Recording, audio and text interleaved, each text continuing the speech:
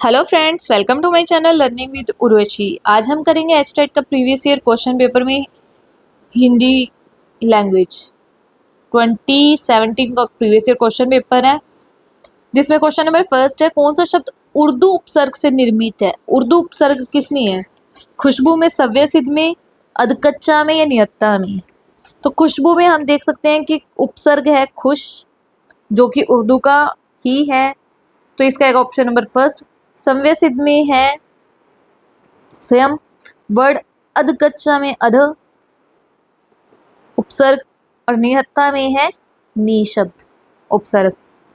ठीक है, next question है, अशुद्ध विलोम युगम को पहचानिए। आध्यात्मिका, आधिदेविक, स्मरण का विस्मरण, हे का स्तुत्य, वृद्धि का श। तो इसका एक ऑप्शन नंबर फर्स्ट अशुद्ध विलोम, जिसका आएगा अनाध्यात्मिक। अनाध्यात्मिक।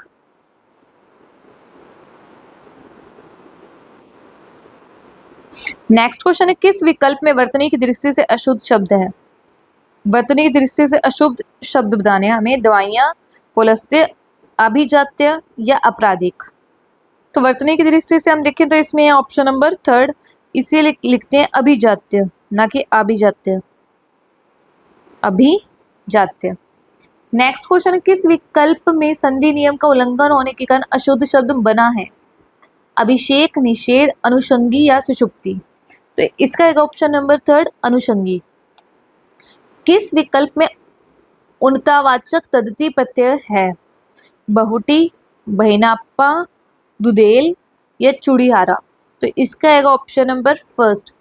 तद्धिति प्रत्यय क्या होता है? जो प्रत्यय क्रिया को छोड़कर, जो प्रत्यय क्रिया को छोड़कर संज्ञा या क्रिया को छोड़कर संज्ञा, सर्वनाम या विशेषण के अंत में लगे।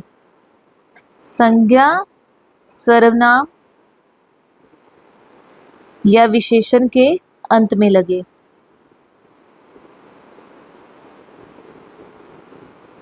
अंत में प्रयुक्त हो।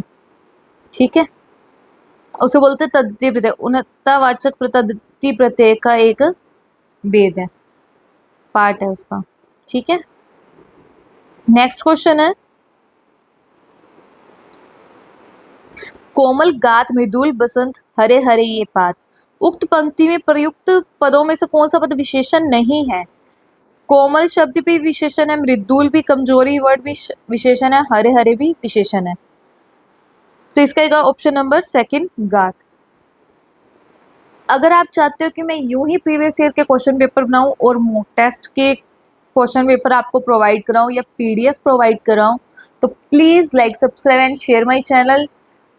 आपके सब्सक्राइब करने से और लाइक करने से मैं मोटिवेट होती हूँ और वीडियोस बनाने के लिए। अगर आप मेरी सब्सक्राइबर 1K के नियर अबाउट पहुँच जाएंगे, 1K हो जाएंगे, तो मैं आपको सभी डॉक्यूमेंट्स, सभी की पीडीएफ प्रोवाइड करवा दूंगी।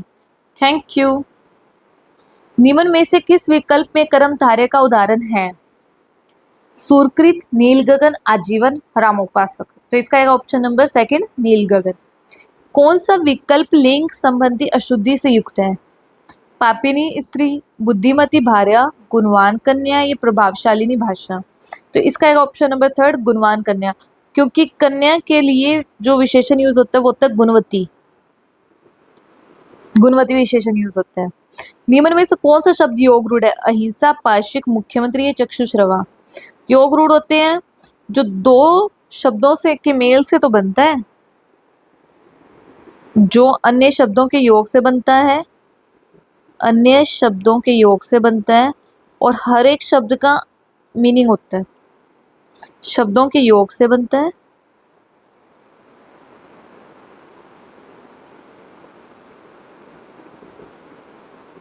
जिनके प्रत्येक खंड का कोई अर्थ हो, जिनके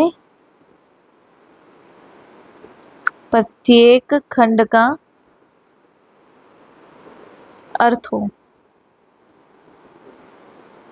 ठीक है, वो होते हैं योग रूढ़ शब्द।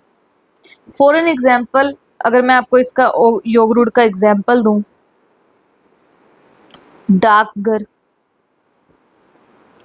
ठीक है, दोनों शब्दों का अलग अलग मीनिंग है ना। पीलापन, देशवासी, आप देख सकते हो देश का और वासी का दोनों का मीनिंग है सेम। चक्षुश्रवा, ठीक है।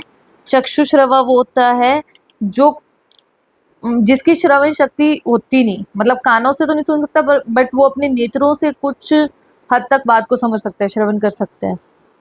किस शब्द में विसर्ग संधि का प्रयोग नहीं हुआ है? विसर्ग शब्द का प्रयोग नहीं हुआ है, ये बताना है आपने। यशोदा, प्योद, तमोगुण या महोदधि।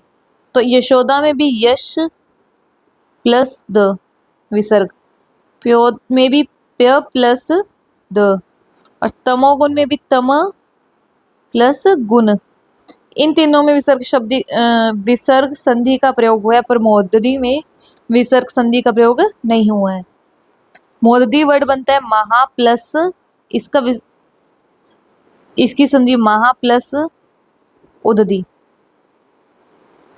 ठीक है।